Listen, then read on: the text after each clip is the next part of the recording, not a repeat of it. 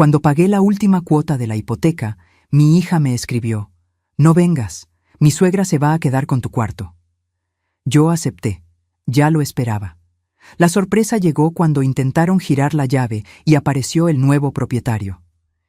«Qué bueno tenerte aquí conmigo. Sigue la historia hasta el final y dime en los comentarios desde qué ciudad me ves». Mi nombre es Salomé y tengo 65 años. Durante 43 años viví en la misma casa, en la calle Maple 1247. 43 años criando hijos, limpiando las mismas ventanas, regando las mismas rosas del jardín. 43 años creyendo que todo ese amor y sacrificio significaba algo para mi familia. Me equivoqué. La mañana que cambió todo comenzó como cualquier otra.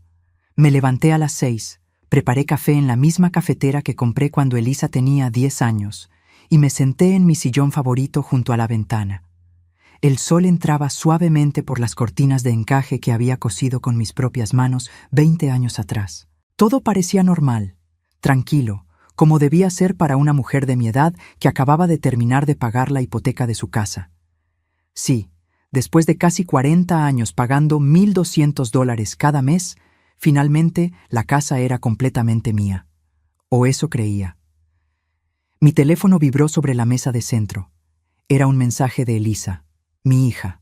Mi corazón se aceleró un poco, como siempre pasaba cuando ella me escribía.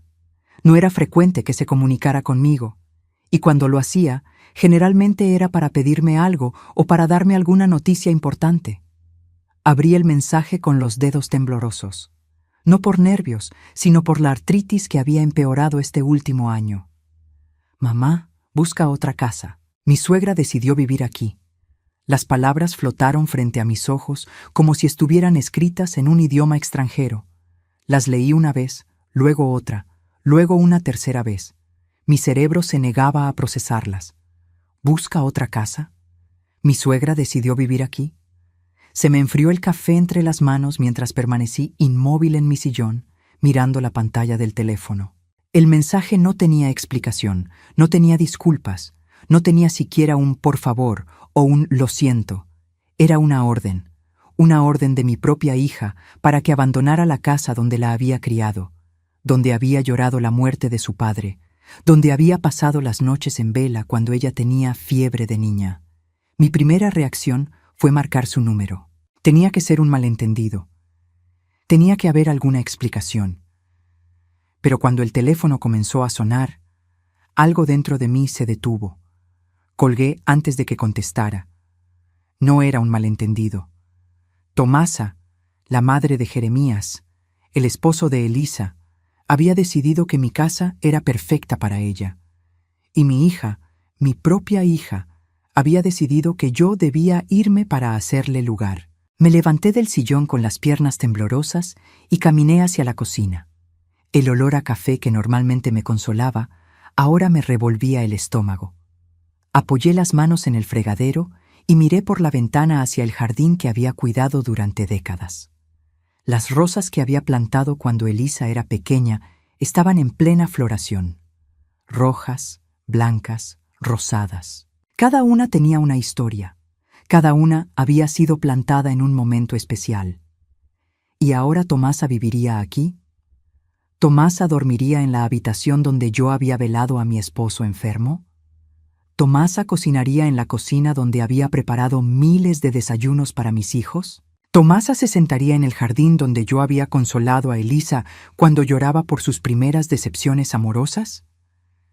El dolor en mi pecho era físico, como si alguien hubiera metido las manos dentro de mi caja torácica y estuviera exprimiendo mi corazón con puños de hierro. Durante las siguientes horas, caminé por la casa como un fantasma. Toqué las paredes, las puertas, los marcos de las fotografías familiares. En la sala estaba el sofá beige donde había enseñado a Elisa a leer. En el comedor, la mesa donde habíamos celebrado cada cumpleaños, cada Navidad, cada logro de mis hijos. En mi habitación, la cama donde había dormido sola desde que enviudé hace 19 años, esperando que algún día mis hijos la llenaran con nietos que quisieran quedarse a dormir con la abuela. Pero esos nietos nunca vinieron a quedarse, y ahora tampoco habría más oportunidades. Mi teléfono volvió a vibrar. Otro mensaje de Elisa. Jeremías puede ayudarte a encontrar algo pequeño. No necesitas tanto espacio. No necesitas tanto espacio, como si 43 años de vida se pudieran comprimir en algo pequeño. Como si los recuerdos ocuparan metros cuadrados que se podían medir y reducir. Esa noche no pude dormir. Me quedé despierta mirando el techo, escuchando los sonidos familiares de la casa, el crujir de la madera, el murmullo del refrigerador, el susurro del viento en las ramas del roble que había plantado cuando nació mi segundo hijo. Todo me hablaba de permanencia, de historia, de hogar. Pero ya no era mi hogar, al menos no según mi hija. A las 3 de la madrugada tomé una decisión. Si Elisa creía que podía descartarme como a un mueble viejo, si creía que podía regalar mi casa sin siquiera consultarme, si creía que yo simplemente iba a obedecer y desaparecer silenciosamente, entonces no conocía realmente a su madre. Me levanté de la cama, encendí la luz y busqué en el cajón de mi escritorio. Allí estaba, la escritura de la casa, completamente pagada, completamente a mi nombre. Elisa no tenía derecho legal sobre ella. Ni Elisa, ni Jeremías, ni mucho menos Tomasa. Pero ellos habían asumido que yo simplemente aceptaría su decisión. Habían asumido que era demasiado débil, demasiado dependiente, demasiado agradecida por tener familia como para oponerme. Se equivocaron. A las 8 de la mañana siguiente, marqué el número de una agencia inmobiliaria. Mi voz sonó firme, decidida, completamente diferente a la mujer rota que había leído ese mensaje 24 horas antes. «Buenos días», dije cuando contestaron. «Me llamo Salomé Mendoza y quiero vender mi casa. Rápido». La agente me preguntó si estaba segura, si no quería pensarlo mejor, si había consultado con mi familia. «No», respondí con una calma que me sorprendió a mí misma. «No necesito consultar con nadie. Es mi casa, está a mi nombre y quiero venderla». Esa tarde, la agente vino a evaluar la propiedad. $250,000, me dijo. En el mercado actual, con las renovaciones que yo había hecho a lo largo de los años, podría venderse en menos de un mes. «Perfecto», le dije. «Póngala en venta hoy mismo». Mientras ella tomaba fotografías y medidas, yo me senté en mi jardín por última vez como propietaria. Las rosas seguían floreciendo, ajenas al drama humano que se desarrollaba a su alrededor. Pensé en todos los veranos que había pasado cuidándolas, en todas las primaveras esperando que brotaran, en todas las podas de invierno preparándolas para una nueva temporada. Ahora también yo me estaba preparando para una nueva temporada. Una temporada donde mis decisiones serían solo mías, donde nadie podría echarme de mi propia casa, porque mi propia casa sería donde yo decidiera que fuera. Esa noche, Elisa me llamó. Su voz sonaba impaciente, molesta. «Mamá, Jeremías encontró un apartamento que podría interesarte. Es pequeño, pero está bien. ¿Cuándo puedes ir a verlo?» «No voy a ver ningún apartamento», le dije con una tranquilidad que claramente la descolocó. «¿Cómo que no? Mamá, Tomasa llega el mes que viene. Necesitas encontrar algo rápido». «Tomasa puede llegar cuando quiera», respondí, «pero no va a vivir en mi casa». Hubo un silencio del otro lado de la línea. Luego, su voz cambió. Se volvió más dura, más fría. «Mamá, no seas difícil. Ya decidimos que es lo mejor para todos. Lo mejor para todos, no lo mejor para mí, lo mejor para todos los demás». «Ustedes decidieron», la corregí. «Yo no decidí nada. Y ya que les gusta tanto decidir sin consultarme, yo también he tomado una decisión». «¿Qué decisión?», sonreí, aunque ella no podía verme. Era la primera sonrisa genuina que había tenido en días. «Ya lo verás». Los siguientes días pasaron en una extraña dualidad. Por un lado, mantenía mi rutina normal. Levantarme temprano, preparar café, regar las plantas, ver las noticias. Pero por otro lado, estaba ejecutando el plan más audaz de mi vida, y nadie lo sabía. La agente inmobiliaria, Patricia, resultó ser una mujer eficiente y discreta. Entendió inmediatamente que quería manejar la venta con total privacidad. «Hay familias que no entienden las decisiones de sus mayores», me había dicho con una sonrisa comprensiva. «Nosotros respetamos completamente su confidencialidad». Al tercer día después de poner la casa en venta, ya tenían 3 ofertas serias. Una de ellas por el precio completo, $250,000. Una pareja joven con gemelos pequeños había visto la casa y se había enamorado inmediatamente del jardín y del espacio que tenían para crecer. «Es perfecta para nosotros», había dicho la mujer, con los ojos brillantes mientras tocaba su vientre. Estaba embarazada del tercer hijo. «Los niños podrían jugar aquí, podríamos tener una huerta en el fondo, y esa habitación de arriba sería ideal para el cuarto del bebé».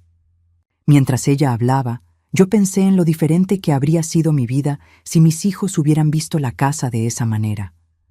Como un lugar donde construir memorias felices, donde criar una familia, donde crecer juntos, en lugar de verla como un recurso que podían administrar y redistribuir según sus conveniencias. «¿Cuándo pueden cerrar la operación?», le pregunté a Patricia. «Si todo sale bien, en 3 semanas. Ellos ya tienen el financiamiento preaprobado». 3 semanas. En 3 semanas sería libre. Esa misma tarde, Elisa apareció sin avisar. La vi llegar por la ventana de la sala, caminando por el sendero de piedra que yo había puesto baldosa por baldosa hace 15 años. Llevaba esa expresión de superioridad que había perfeccionado desde que se casó con Jeremías, como si el mundo debiera adaptarse a sus planes. «Hola, mamá», me dijo al entrar, besándome en la mejilla con esa frialdad mecánica que había reemplazado el cariño genuino hace años. «¿Cómo estás? ¿Ya fuiste a ver ese apartamento?» «No», respondí simplemente, sirviéndole café aunque no me lo había pedido. 35 años de ser su madre habían creado reflejos automáticos que aún no podía romper. «Mamá», suspiró con exasperación, «no puedes seguir posponiendo esto. Tomasa llega el 15 de junio. Son solo 4 semanas». El 15 de junio. Tenía una fecha específica, como si fuera la llegada de una reina que todos debían recibir con los brazos abiertos. «¿Y qué va a pasar con mis cosas?», pregunté, aunque ya conocía la respuesta. «Bueno, obviamente no vas a poder llevarte todo a un apartamento pequeño, pero no te preocupes, nosotros nos encargaremos de todo.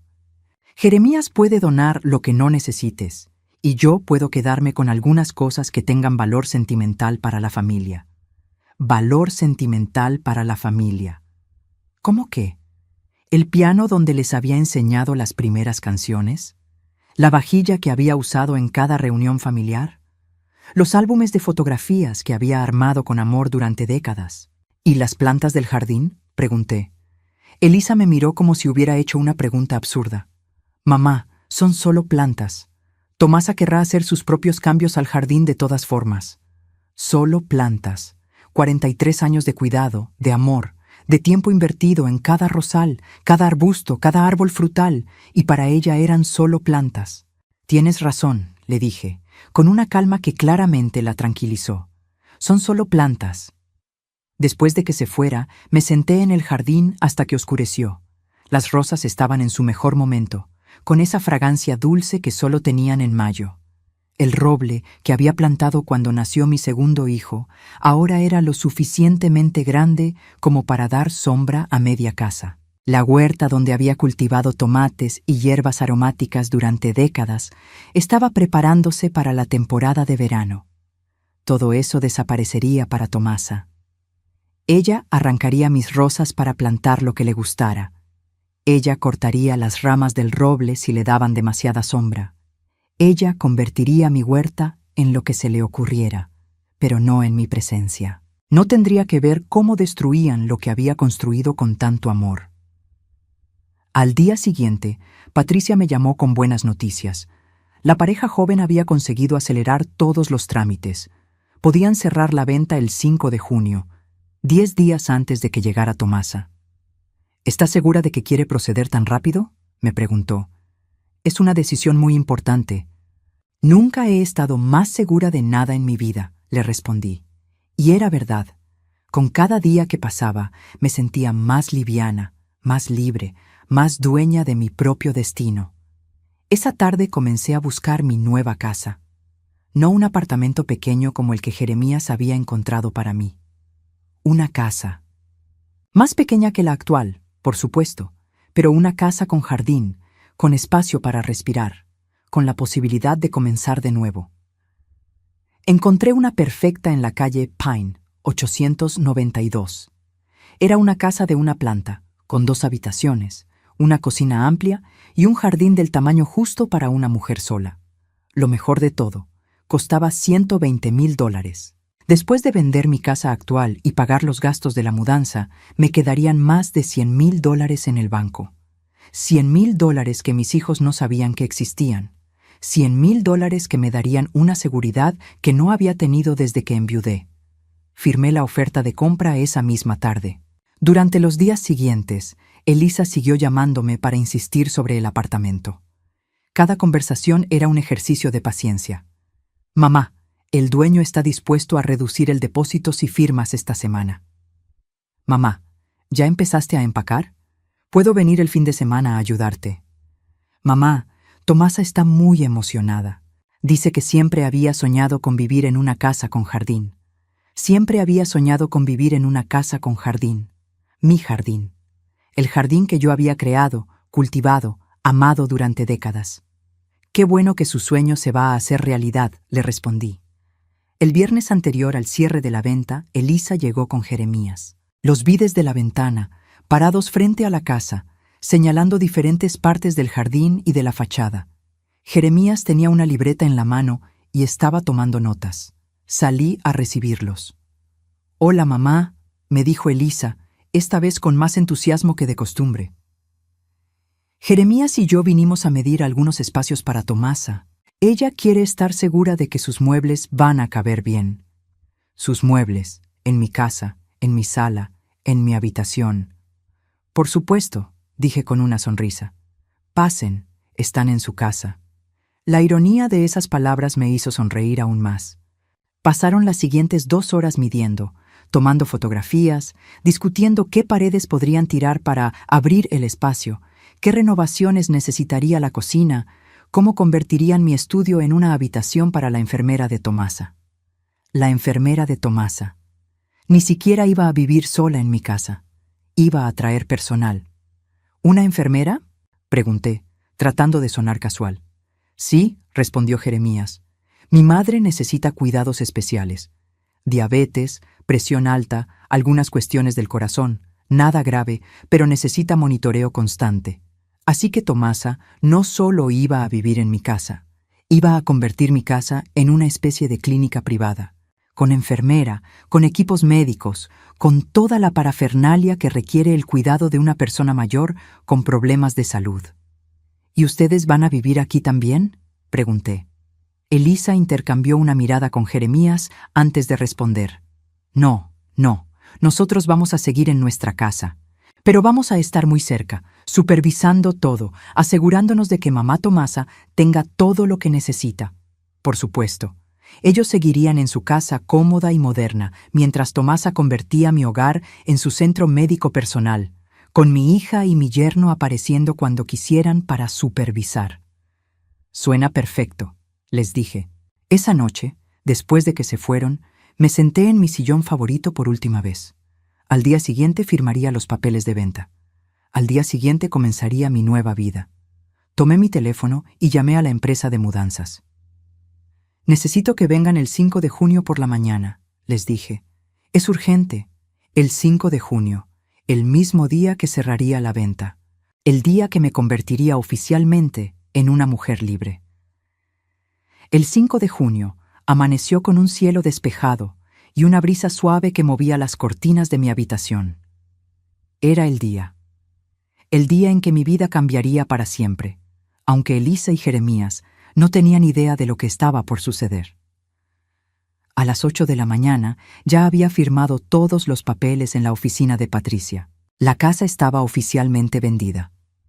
Los $250,000 estaban depositados en mi cuenta bancaria. La familia joven había recibido las llaves con lágrimas de felicidad en los ojos. «Cuidaremos esta casa como si fuera un tesoro», me había prometido la mujer, apretando mis manos entre las suyas. «Nuestros hijos crecerán aquí felices».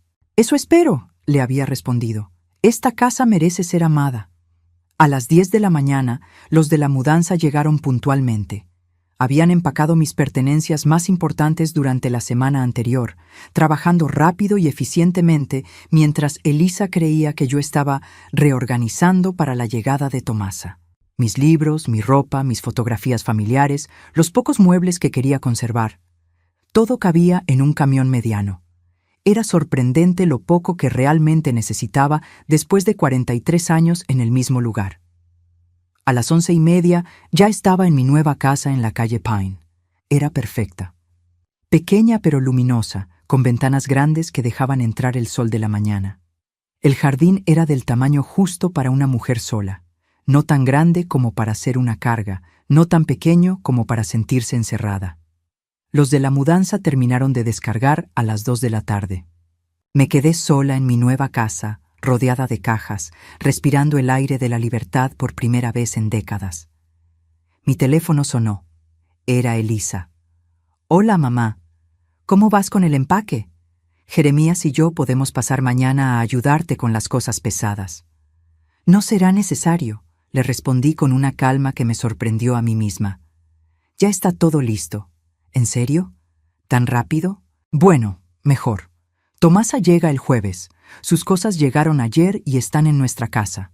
Vamos a empezar a llevárselas el miércoles para que todo esté perfecto cuando ella llegue». El miércoles. Faltaban 5 días. 5 días para que descubrieran la sorpresa que les tenía preparada. «Perfecto», le dije. «Estoy segura de que Tomasa va a estar muy contenta». Después de colgar, me senté en el único sillón que había traído de la casa anterior y me permití sonreír. Era una sonrisa de anticipación, de justicia poética, de una satisfacción que no había sentido en años. Los siguientes días pasaron en una mezcla extraña de paz y expectativa.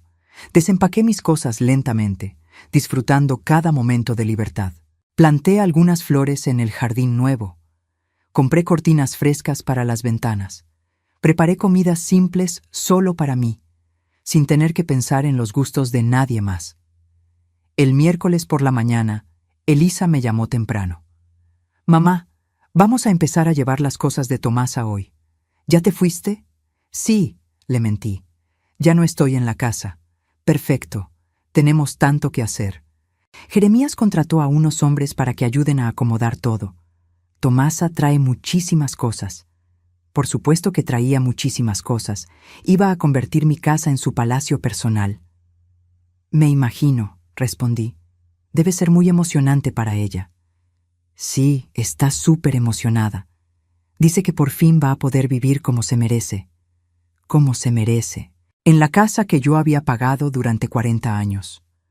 Con el jardín que yo había cultivado durante décadas. En el espacio que yo había llenado de amor y memorias. El jueves por la mañana llegó la llamada que había estado esperando. Era Jeremías, y su voz sonaba completamente diferente. Tensa, confundida, casi frenética. «Salomé, ¿dónde estás? Necesitamos hablar urgentemente». «Estoy en mi casa», respondí con tranquilidad. «¿Pasó algo?» «¿Tu casa?» «¿Cuál casa?» «Salomé, hay un problema muy grande. Llegamos con Tomasa y hay gente extraña en la casa, una familia con niños. Dicen que compraron la casa. Dicen que tú se la vendiste». Ah, ahí estaba, el momento que había estado esperando durante casi un mes. «Es correcto», dije con una calma que claramente lo descolocó. «Vendí la casa». Silencio. Un silencio tan profundo que pude escuchar su respiración entrecortada del otro lado de la línea. «¿Que vendiste la casa?» Su voz se quebró en la última palabra. «¿Cómo que vendiste la casa?» «Jeremías, la casa estaba a mi nombre, era mía, y decidí venderla». «Pero nosotros teníamos planes. Tomasa ya está aquí. Todas sus cosas están en el camión». «Ese no es mi problema». Otra pausa. Luego escuché voces de fondo. Elisa gritando algo que no pude entender. Una voz de mujer mayor, presumiblemente Tomasa, llorando. El sonido de cajas cayendo. Salomé. La voz de Jeremías ahora tenía un tono suplicante. «No puedes haber hecho esto. Tiene que haber una manera de arreglarlo. Podemos hablar con los compradores, ofrecerles más dinero, algo. Los compradores ya se mudaron, le informé. Firmaron ayer, tienen un contrato legal, la casa es de ellos. Esto es una locura. ¿Dónde se supone que va a vivir mi madre? Eso, dije con una tranquilidad que me llenaba de orgullo. Tendrían que haberlo pensado antes de echarme de mi propia casa. Colgué el teléfono. Inmediatamente comenzó a sonar de nuevo. Jeremías. Lo dejé ir al buzón de voz. Luego Elisa. También al buzón de voz. Luego un número que no reconocí. Probablemente Tomasa. Apagué el teléfono. Me serví una taza de café y me senté en mi jardín nuevo. Era más pequeño que el anterior, pero era mío. Completamente mío. Nadie podía echarte de aquí. Nadie podía decidir que alguien más merecía vivir aquí más que yo. Alrededor de las 3 de la tarde, escuché autos deteniéndose frente a mi casa. Miré por la ventana y vi el auto de Elisa y una camioneta que no reconocí. Varias personas bajaron. Elisa, Jeremías, una mujer mayor que obviamente era Tomasa, y 2 hombres que parecían ser los empleados de la mudanza. Se dirigieron hacia mi puerta con expresiones que variaban entre la furia y la desesperación. El timbre sonó insistentemente. Luego golpes en la puerta. Luego la voz de Elisa gritando: «¡Mamá, abre la puerta, tenemos que hablar!». Esperé un momento, respiré profundo y abrí la puerta. Elisa irrumpió inmediatamente, con los ojos rojos y la cara descompuesta de rabia. «¿Cómo pudiste hacer esto?», me gritó. «¿Cómo pudiste vendernos la casa a nuestras espaldas?». «No les vendí nada», respondí con calma. «Vendí mi casa que estaba a mi nombre, que yo pagué durante 40 años. Pero ¿sabías que Tomasa iba a vivir ahí?». Jeremías había entrado detrás de Elisa con una expresión de pánico total. «Sabías que habíamos hecho planes». «Ustedes hicieron planes», lo corregí. «Ustedes decidieron, sin consultarme, que yo debía irme para hacerle lugar a ella». Yo simplemente tomé mi propia decisión. Tomasa, que hasta entonces había permanecido en la entrada, finalmente habló. Era una mujer pequeña, de unos 70 años, con una expresión de indignación que habría sido cómica si no fuera tan patética. «Esto es un abuso», gritó con voz temblorosa. «Soy una mujer mayor, necesito un lugar donde vivir, no pueden tratarme así». La miré directamente a los ojos. «Señora, yo también soy una mujer mayor, y también necesitaba un lugar donde vivir. La diferencia es que yo me aseguré de tener uno». «Pero la casa iba a ser para mí», siguió gritando. «Elisa me prometió que podía vivir ahí». «Elisa», dije volviéndome hacia mi hija, «no tenía derecho a prometerte nada. La casa nunca fue suya». La cara de Elisa se contorsionó en una mezcla de rabia y desesperación. «¿Y dónde se supone que va a vivir Tomasa ahora? ¿En la calle?». «Ese problema es de ustedes», respondí. «Ustedes la invitaron, ustedes la trajeron, ustedes pueden resolverlo». «No tenemos espacio en nuestra casa», gritó Jeremías. «Por eso necesitábamos la tuya». Ah, ahí estaba la verdad. No era que mi casa fuera perfecta para Tomasa, era que ellos no tenían espacio para ella en su propia casa, pero no habían tenido problema en echarme de la mía. «Entonces búsquenle un apartamento», sugerí. «Hay muchos lugares bonitos para personas mayores». «No puedes estar hablando en serio». Elisa estaba al borde de la histeria. «Eres mi madre. Se supone que tienes que ayudarnos». «¿Cómo ustedes me ayudaron a mí?», pregunté. «¿Cómo ustedes pensaron en mí cuando decidieron que debía mudarme para hacerle lugar a una extraña?». «Tomasa no es una extraña», gritó Jeremías. «Es mi madre». «Y yo soy la madre de Elisa», respondí. Pero eso no pareció importarles cuando decidieron echarme.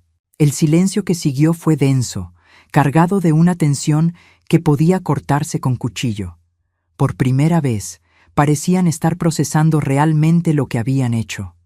Pero era demasiado tarde. «Tienen que irse de mi propiedad», les dije finalmente, «y no vuelvan a contactarme hasta que puedan tratarme con el respeto que merezco». Cerré la puerta en sus caras, tal como Elisa había cerrado la puerta metafórica en la mía cuando me echó de mi propia casa. Después de que se fueron, me quedé parada detrás de la puerta cerrada, escuchando sus voces alteradas mientras se alejaban hacia los autos. Mi corazón latía rápido, pero no de miedo. Era adrenalina pura. La sensación de haber recuperado mi poder después de décadas de ser tratada como un mueble al que se podía mover de lugar según la conveniencia de otros. Durante los siguientes 3 días, mi teléfono no paró de sonar. Números conocidos, números desconocidos, mensajes de texto, mensajes de voz. No contesté ninguno. Había dicho todo lo que tenía que decir.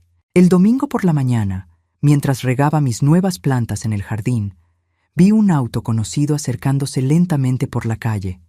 Era Elisa, sola esta vez. Se estacionó frente a mi casa, pero no bajó inmediatamente. La vi a través de la ventana de su auto, con las manos en el volante, respirando profundo como si estuviera armándose de valor. Cuando finalmente bajó y caminó hacia mi puerta, noté que se veía diferente. Ojerosa, cansada, sin el aire de superioridad que había llevado como una corona durante los últimos años. Toqué el timbre suavemente, no con la insistencia desesperada de unos días atrás. Abrí la puerta, pero no la invité a pasar. «Hola, mamá», dijo con una voz que apenas reconocí. Era suave, pequeña, vulnerable. «Hola, Elisa. ¿Podemos hablar?» La miré por un momento largo. Esta era mi hija, la niña que había criado sola después de enviudar. La niña a quien había leído cuentos cada noche, a quien había ayudado con la tarea, a quien había consolado durante cada desamor de la adolescencia. Pero también era la mujer que había decidido que su suegra era más importante que su propia madre. «Puedes hablar», le dije. «Yo escucharé». Sus ojos se llenaron de lágrimas inmediatamente. «Mamá, por favor, perdóname. No pensé. No me di cuenta de lo que estaba haciendo». «¿No te diste cuenta de qué, Elisa? De que te estaba lastimando, de que te estaba echando de tu propia casa. Yo solo. Jeremías estaba tan desesperado con el tema de su mamá, y yo quería ayudar, pero nunca pensé en cómo te ibas a sentir tú. Nunca pensó en cómo me iba a sentir. 42 años de vida, y todavía no había aprendido a pensar en los sentimientos de los demás, o más específicamente, en mis sentimientos. ¿Y ahora sí piensas en cómo me siento?» «Sí», sollozó. «Mamá, estos días han sido una pesadilla. Tomasa está furiosa, Jeremías está desesperado, no sabemos dónde meterla. Está viviendo temporalmente en nuestra casa, pero es horrible. Se queja de todo, critica todo, trata a Jeremías como si fuera un niño de 5 años. No pude evitar una pequeña sonrisa. Así que la perfecta Tomasa no era tan perfecta después de todo. Y me di cuenta de que por complacerla a ella, perdí a mi mamá. Y tú eres más importante que ella, mamá. Tú eres mi familia de verdad, familia de verdad». Qué fácil era decir esas palabras cuando las necesitaba. «Elisa», dije con cansancio, ¿me estás pidiendo perdón porque realmente entendiste lo que hiciste mal? ¿O me estás pidiendo perdón porque necesitas que te ayude a resolver el problema que creaste? Se quedó callada. Esa pausa me dio toda la respuesta que necesitaba. «Mamá, las dos cosas», finalmente admitió. «Sí, necesito tu ayuda, pero también entiendo que te lastimé. ¿Qué tipo de ayuda necesitas?» Su voz se hizo aún más pequeña. «Necesitamos dinero para conseguirle un apartamento a Tomasa, para el depósito, los primeros meses de alquiler. Jeremías y yo no tenemos tanto efectivo disponible ahora mismo». Ah, ahí estaba. Necesitaban dinero. El dinero de la venta de mi casa. El dinero que había conseguido precisamente porque me habían echado de mi hogar. «¿Cuánto dinero?» «Unos $15,000, tal vez 20,000. Encontramos un apartamento bonito, pero piden 3 meses de depósito y...» «No». La palabra salió de mi boca con una firmeza que me sorprendió a mí misma. «¿Cómo?» «No les voy a dar dinero para resolver un problema que ustedes crearon». «Pero mamá, tú vendiste la casa, tienes el dinero, y nosotros estamos desesperados». «Elisa, yo vendí mi casa porque ustedes decidieron echarme de ella. Ese dinero es para mi seguridad, para mi futuro, para asegurarme de que nunca más voy a depender de la buena voluntad de mis hijos. Su cara se descompuso. Entonces, ¿qué se supone que hagamos? Lo que tendrían que haber hecho desde el principio, buscar una solución que no involucrara echarme de mi casa. Pero ya es demasiado tarde para eso. Sí, concordé. Ya es demasiado tarde. Elisa se quedó parada en mi puerta por un momento más, como si esperara que cambiara de opinión. Cuando se dio cuenta de que no iba a suceder, su expresión cambió. La vulnerabilidad se desvaneció, reemplazada por algo más familiar: resentimiento. «No puedo creer que seas tan cruel», me dijo. «Somos tu familia. ¿Como ustedes fueron mi familia cuando me echaron?» «Eso fue diferente». «¿Diferente cómo?», no me respondió. Se dio vuelta y caminó hacia su auto con pasos rápidos y furiosos.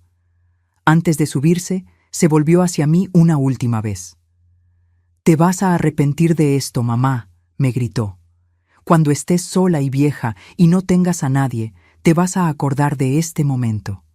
Sola y vieja. Como si ya no fuera vieja. Como si no hubiera estado sola durante los últimos 19 años desde que enviudé. Como si ellos hubieran sido una verdadera compañía y no solo una fuente constante de demandas y obligaciones. «Ya estoy sola, Elisa», le grité de vuelta. «Llevo años estando sola. La diferencia es que ahora es por elección propia».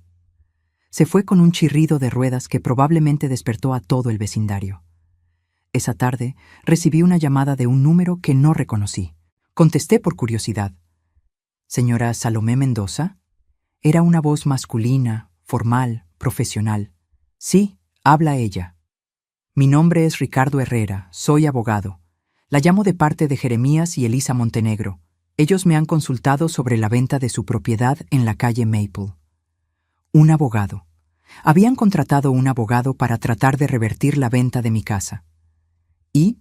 Señora, mis clientes creen que hubo irregularidades en la venta, que se hizo sin el conocimiento previo de la familia y que eso podría constituir una base para...» «Señor Herrera», lo interrumpí, «¿cuál es su consulta específica?» «Bueno, quería preguntarle si estaría dispuesta a reunirse para discutir una posible solución que sea beneficiosa para todas las partes». «¿Sus clientes le dijeron que la propiedad estaba únicamente a mi nombre?» Una pausa. «Sí, pero...» «¿Le dijeron que pagué la hipoteca durante 40 años con mi propio dinero?» «Sí, sin embargo». «¿Le dijeron que me echaron de mi propia casa para darle mi lugar a la suegra de Elisa?» Silencio más prolongado. «Señor Herrera, la venta fue completamente legal.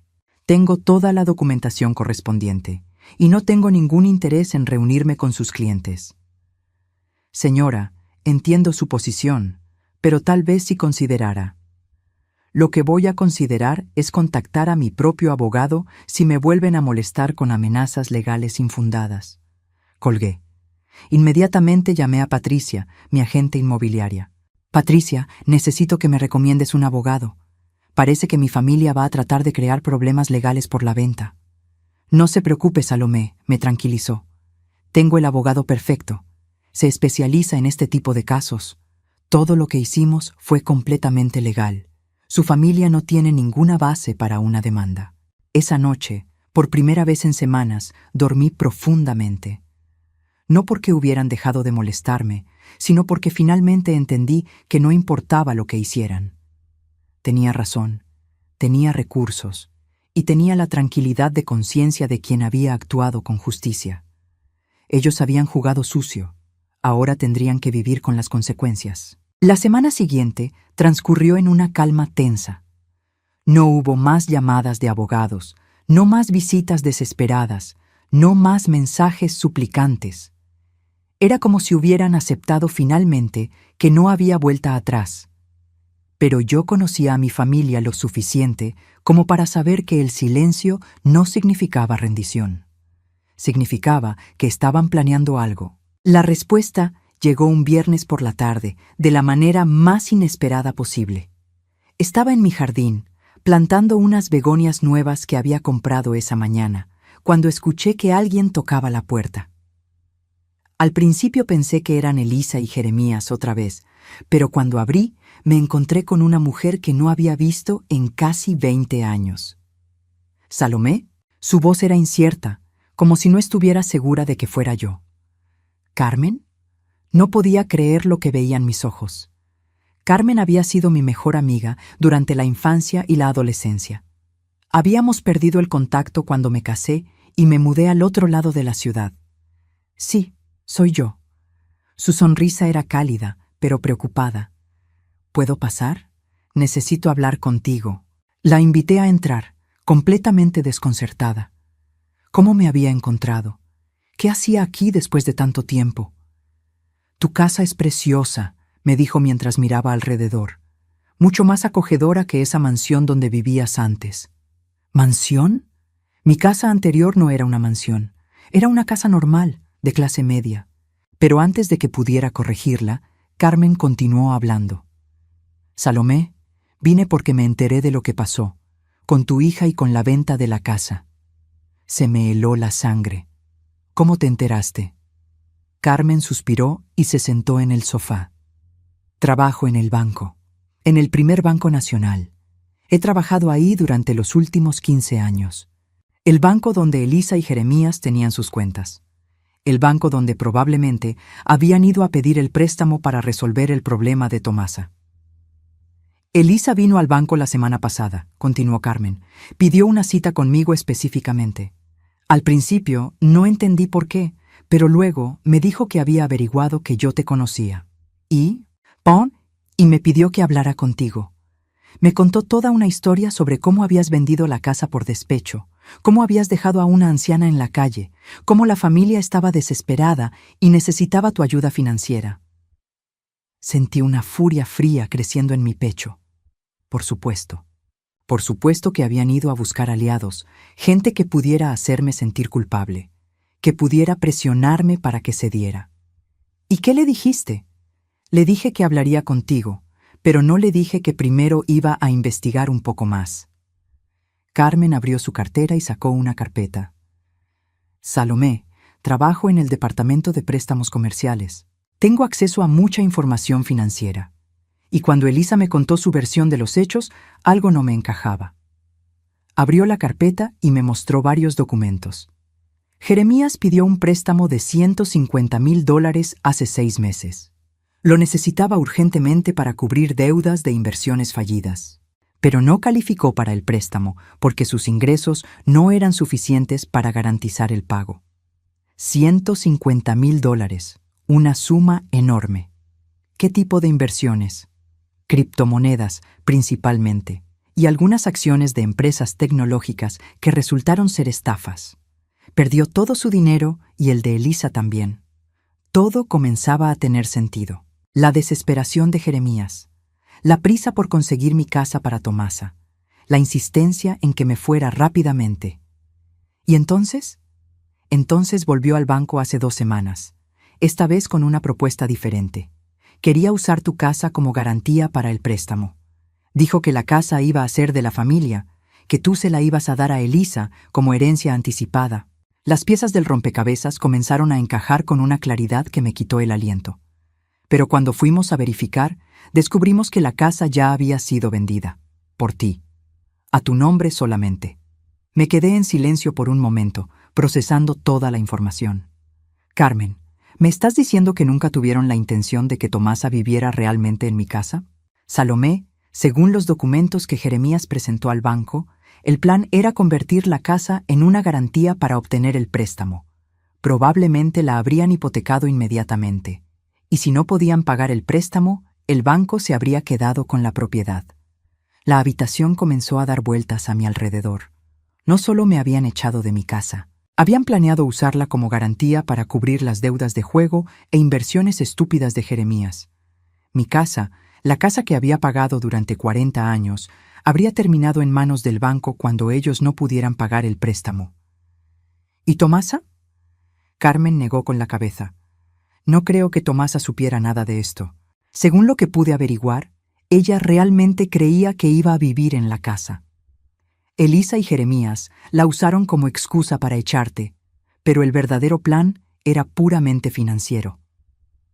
Me levanté y caminé hacia la ventana, mirando mi pequeño jardín nuevo. Las begonias que había plantado esa mañana se veían frágiles pero decididas, como pequeñas luchadoras aferrándose a la vida.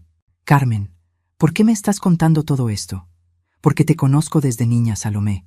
Sé que tú nunca harías nada malo sin una razón muy importante, y porque lo que ellos planeaban hacer contigo era absolutamente despreciable. Se acercó y me puso una mano en el hombro. También porque quería que supieras que hiciste lo correcto. Al vender la casa, no solo te salvaste a ti misma, evitaste que te estafaran de la manera más cruel posible. Esa noche, después de que Carmen se fuera, me senté en mi sillón favorito con una copa de vino y un cuaderno. Escribí todo lo que había descubierto, cada detalle de la traición que habían planeado. No era solo que me hubieran echado de mi casa, era que habían planeado robarme todo lo que había trabajado durante toda mi vida, usando mi amor por la familia como el arma para destruirme. Elisa sabía que yo nunca le negaría nada que necesitara realmente. Sabía que si me decía que era para ayudar a Tomasa, una anciana que necesitaba un hogar, yo probablemente habría accedido. Pero no me lo pidieron, me lo ordenaron, me echaron. ¿Por qué? La respuesta me llegó como un rayo, porque si me lo hubieran pedido amablemente, yo habría querido estar involucrada en las decisiones. Habría querido saber exactamente para qué se usaba mi casa. Habría querido proteger mis intereses, y eso habría arruinado su plan de estafa. Al echarme brutalmente, al tratarme como un estorbo del que había que deshacerse, se aseguraron de que yo reaccionara con dolor y orgullo herido. Esperaban que me fuera callada, dolida, pero obediente, que firmara los papeles que me pusieran delante sin hacer preguntas. No esperaban que yo vendiera la casa, no esperaban que yo tuviera agallas. Se habían equivocado. Mi teléfono sonó. Era un número que no reconocí, pero esta vez decidí contestar. Salomé era una voz de hombre mayor, temblorosa. ¿Sí? ¿Quién habla? Soy Roberto, el padre de Jeremías. Necesito hablar contigo urgentemente. El padre de Jeremías, un hombre que había conocido brevemente en la boda de Elisa, pero con quien nunca había tenido una conversación real. ¿De qué quiere hablar? De lo que mi hijo y tu hija le hicieron a mi esposa, y de lo que me hicieron a mí. Otra pieza del rompecabezas que no sabía que existía. ¿Puede venir mañana? Tengo cosas que contarle que van a cambiar todo lo que cree saber sobre esta situación. Probablemente, yo no era la única víctima en todo este drama familiar. Roberto llegó a mi casa exactamente a las 10 de la mañana del sábado. Era un hombre de unos 70 años, delgado, con el cabello completamente blanco y una expresión de cansancio que parecía ir más allá de la edad. Llevaba una carpeta bajo el brazo y caminaba con la postura de alguien que carga un peso invisible. «Gracias por recibirme, Salomé», me dijo cuando abrí la puerta. «Sé que esta situación es complicada para todos». Lo invité a pasar y le serví café. Nos sentamos en la sala, y por un momento ninguno de los dos supo cómo empezar. «Roberto», dije finalmente, «ayer me dijiste por teléfono que había cosas que yo no sabía. ¿De qué se trata?» Él suspiró profundamente y abrió la carpeta que había traído. «Salomé, mi esposa Tomasa no necesitaba una casa. Ella tenía una casa perfectamente buena donde había vivido durante 15 años después de que yo me mudé a una residencia para mayores». Fruncí el ceño. «¿Cómo que no necesitaba una casa?» Tomasa vendió su casa hace 3 meses, no porque quisiera mudarse, sino porque Jeremías la convenció de que era una buena idea. Le dijo que el dinero de la venta podía ser una inversión familiar que beneficiaría a todos. La sangre se me heló en las venas. ¿Cuánto dinero? $180,000. Roberto sacó unos documentos de la carpeta. Tomasa le dio todo el dinero a Jeremías para que lo invirtiera por ella. Le prometió que en 6 meses habría duplicado la cantidad. ¿Y qué pasó con el dinero? Lo perdió todo, en esas mismas inversiones estúpidas que Carmen te contó ayer. Criptomonedas, acciones fraudulentas, todo. Me quedé sin aliento. No solo habían planeado usar mi casa como garantía para un préstamo, También habían estafado a Tomasa, quitándole su propia casa y todos sus ahorros. Roberto, ¿Tomasa sabe esto? No. Jeremías le sigue mintiendo. Le dice que las inversiones van bien, que pronto tendrá su dinero de vuelta. Mientras tanto, la convenció de que necesitaba un cambio de aire y que vivir en tu casa sería perfecto para ella. Pero ¿por qué no me dijiste esto antes? ¿Por qué no se lo dijiste a Tomasa? Roberto bajó la cabeza, avergonzado. Porque soy un cobarde. Porque Jeremías es mi único hijo, y aunque sé que lo que está haciendo está mal, no quería ser yo quien lo denunciara. Pero cuando vi lo que te hicieron a ti, y cuando vi a Tomasa llorar todos los días porque no entiende por qué la señora Salomé fue tan cruel con ella, no pude seguir callado. Me levanté y caminé hacia la ventana. Todo era peor de lo que había imaginado. Mucho peor. Roberto, ¿qué piensas hacer ahora? Ya lo hice. Ayer fui a la policía. Presenté una denuncia formal contra mi propio hijo por estafa a una persona mayor. Tengo todos los documentos, todas las pruebas. Se quedó callado por un momento. Luego continuó. También hablé con Tomasa. Le conté toda la verdad. Está destrozada, por supuesto, pero ahora entiende que tú no eres la villana de esta historia. ¿Y dónde está ella ahora? Está en mi apartamento en la residencia para mayores. Es pequeño, pero es seguro, y estamos viendo qué opciones legales tiene para recuperar al menos parte de su dinero. Roberto se levantó y me entregó un sobre. Tomasa me pidió que te diera esto. Abrí el sobre con manos temblorosas. Adentro había una carta escrita a mano con letra temblorosa. Querida Salomé, Roberto me contó la verdad sobre lo que realmente pasó. Me siento muy avergonzada de haber participado, sin saberlo, en el plan para echarte de tu casa. Ahora entiendo que tú no eres una mujer cruel. Eres una mujer que se defendió cuando la atacaron. Yo habría hecho lo mismo en tu lugar. Espero que algún día puedas perdonarme. No por haber sabido lo que pasaba, porque yo no sabía nada, sino por haber sido parte de algo que te lastimó tanto. Tu casa debe haber sido muy hermosa. Lamento que hayas tenido que venderla por culpa de mi hijo y tu hija. Con respeto y admiración, Tomasa. Las lágrimas corrieron por mis mejillas mientras leía la carta. Pobre Tomasa. Ella había sido víctima tanto como yo. Roberto, ¿qué va a pasar ahora?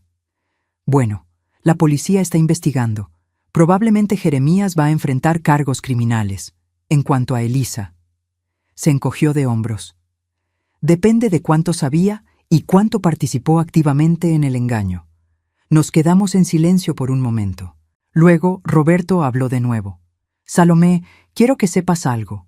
Lo que hiciste, vender la casa, no solo te salvó a ti. Evitaste que ellos siguieran con su plan. Si hubieran conseguido usar tu casa como garantía, habrían perdido esa también. Y tú habrías terminado sin nada. Tenía razón. Al actuar instintivamente para protegerme, había frustrado un plan que habría destruido completamente mi seguridad financiera. Después de que Roberto se fuera, me senté en mi jardín con la carta de Tomasa. Era un día hermoso, soleado, pero no demasiado caluroso. Mis begonias ya estaban empezando a florecer. Mi teléfono sonó. Era Patricia, mi agente inmobiliaria. Salomé, tengo noticias interesantes. La familia que compró tu casa anterior me llamó. Querían agradecerte personalmente. ¿Agradecerme por qué? Por haber cuidado tan bien la casa durante todos esos años. Dicen que cada rincón se nota que fue amado. Los rosales están espectaculares, la huerta está perfecta para la temporada de verano, y sus hijos están encantados con el jardín. Una sonrisa genuina se dibujó en mi rostro. Me alegra saber eso. También me dijeron que si alguna vez quieres visitarlos para ver cómo están las plantas, eres más que bienvenida. Los niños les preguntaron si la señora que plantó las flores podría venir a enseñarles sobre jardinería. La ironía era perfecta. Mi casa estaba siendo amada y cuidada por una familia que realmente la valoraba. Mientras tanto, la familia que había planeado arrebatármela para sus propios fines egoístas ahora enfrentaba las consecuencias de sus acciones. Esa tarde recibí una llamada inesperada. Era Elisa. Mamá. Su voz sonaba completamente diferente. Quebrada, asustada, desesperada. ¿Podemos hablar? Estoy escuchando. Mamá, la policía vino a nuestra casa. Jeremías está en problemas, problemas grandes. Lo sé. ¿Lo sabías? ¿Cómo? Roberto vino a verme ayer, me contó todo. Hubo un silencio largo. Mamá, yo no sabía. Te juro que no sabía nada sobre el dinero de Tomasa, ni sobre los planes de usar tu casa como garantía. Yo realmente creía que solo queríamos ayudar a una anciana que necesitaba un lugar donde vivir. Por primera vez en semanas, creí que Elisa estaba diciendo la verdad. ¿Y ahora qué vas a hacer? No lo sé. Los abogados dicen que probablemente yo no voy a enfrentar cargos porque no participé directamente en la estafa financiera. Pero Jeremías podría ir a la cárcel. Elisa, dije suavemente, ¿te das cuenta de lo que realmente pasó? ¿Qué quieres decir? Jeremías te usó tu relación conmigo para conseguir lo que necesitaba. Sabía que si te pedía que me echaras de mi casa, tú lo harías sin hacer muchas preguntas porque querías complacerlo. Ella comenzó a llorar. Mamá, ¿me puedes perdonar? Sé que no merezco perdón, pero... Elisa, te perdono. Pero eso no significa que las cosas puedan volver a ser como antes. Lo sé, lo entiendo. Solo quería que supieras que lo lamento. Que lamento haberte lastimado, haberte echado, haberte tratado como si no importaras. Gracias por decirme eso. ¿Y ahora qué? ¿Nunca más vamos a ser familia? Pensé en la pregunta por un momento largo. Elisa, siempre vas a ser mi hija. Eso nunca va a cambiar. Pero la relación que tengamos de ahora en adelante depende de si realmente aprendiste algo de todo esto, o si solo estás arrepentida porque las cosas salieron mal. Aprendí, mamá. Aprendí que mi matrimonio estaba basado en mentiras, que el hombre con el que me casé es un estafador y que perdí a mi madre por seguir a alguien que no valía la pena. ¿Qué vas a hacer con tu matrimonio? Ya hablé con un abogado de divorcio. No puedo seguir casada con alguien que estafó a su propia madre y que me manipuló para lastimar a la mía. 3 meses después, estaba en mi jardín regando las plantas cuando escuché risas de niños. Miré hacia la cerca y vi a los gemelos de la familia que había comprado mi casa anterior, jugando con una pelota que había rodado hacia mi propiedad. «Disculpe, señora», me gritó uno de ellos. «¿Puede devolvernos nuestra pelota?» Les devolví la pelota por encima de la cerca. «¿Usted es la señora que plantó las flores bonitas en nuestra casa?», me preguntó el otro niño. «Sí, fui yo». «Mamá dice que usted debe ser muy buena persona porque las plantas solo crecen así de bonitas para gente que las ama». Me reí. «Tu mamá es muy sabia. ¿Quiere venir a tomar té con nosotros algún día? Mamá hace galletas muy ricas. Me encantaría». Esa noche, mientras cenaba en mi cocina pequeña pero perfectamente mía, pensé en todo lo que había pasado. Jeremías estaba enfrentando cargos criminales y probablemente pasaría tiempo en prisión. Elisa había iniciado los trámites de divorcio y estaba viviendo temporalmente con una amiga mientras reconstruía su vida. Tomasa estaba en un apartamento asistido pagado por la residencia para mayores donde vivía Roberto, y aunque había perdido mucho dinero, tenía un techo seguro y gente que la cuidaba honestamente. Y yo estaba aquí, con mi vida nueva.